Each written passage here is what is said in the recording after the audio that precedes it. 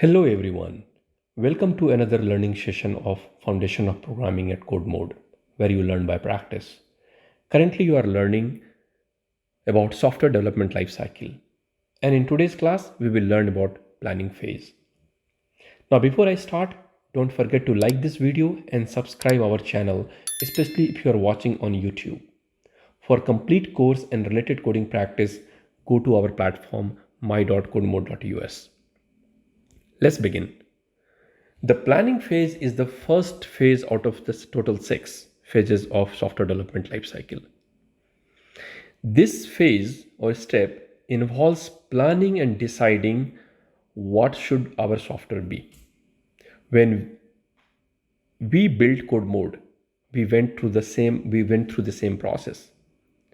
I, as a founder of CodeMode, envisioned at a high level what do I want, how do I want the software to look like, how much money I have, how much time I have, who will do it, what type of resources I will need, the internet, the computers, type of computers, the printers, anything and everything that my project will require to build a software like CodeMode. Now in this phase, we also document with very high level what are my requirements. For example, I wanted CodeMode to have a course module in which I can create a course, I can record the videos and upload it to YouTube and use the URL to put it in the course, build a quiz in the course. Students should be able to answer, students should be able to discuss the question if required, post their answers, like a video, like a post, like a small mini Facebook or Instagram, right? But meant for learning purpose.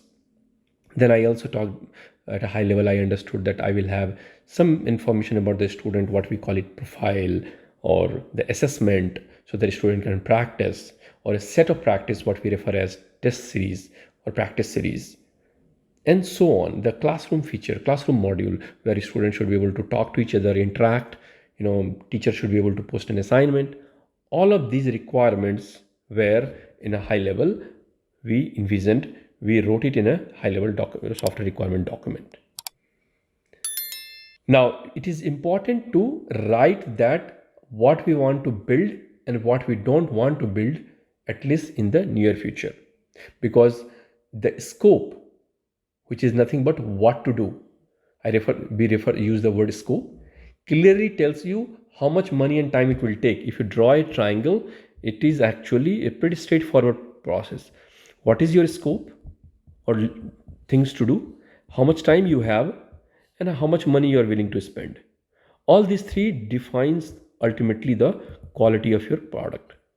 If you have a lot more to do, then you have to spend more money to save time. If you save money, then you have to spend more time.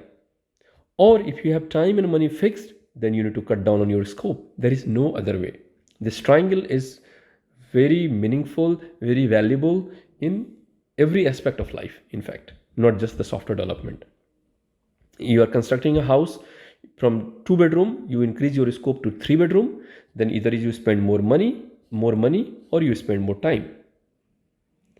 Now, usually each project has a project manager that controls and manages the final output. He is the one who manages the budget. He's the one who keeps track of time. He's the person who manages all the resources, and ultimately he's the, as I said, the word project manager, he manages everything. So the role of a project manager in any software project or a company is to manage the scope, time, and money.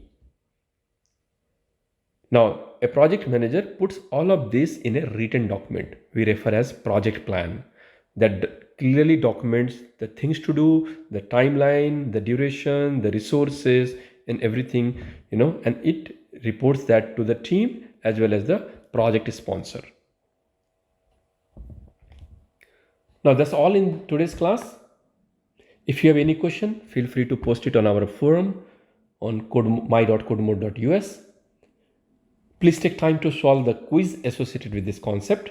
It will not only make you practice, but also test your knowledge and understanding. I'll see you all in the next class. Keep learning.